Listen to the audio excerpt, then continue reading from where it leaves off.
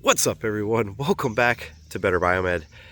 Well, if you guys if you guys don't know, yesterday I did find out that I was being terminated from Fobi, and it just is what it is, right? So now is the time for restructuring and to figure out what's next.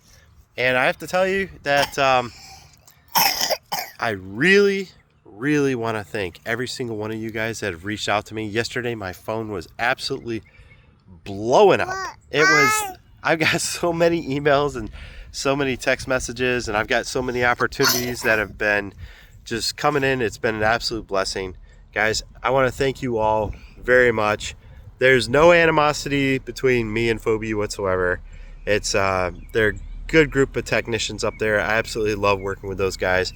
And if anything, the only thing that I wish I would have had was the right to go and shake every one of their hands and thank them for the years of hard work that I wasn't afforded that opportunity, but it just is what it is, right? So, guys, I will keep you guys all in tune with what's going to be happening in the future.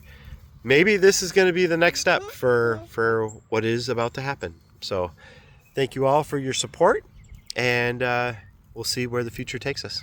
Thanks for watching, guys.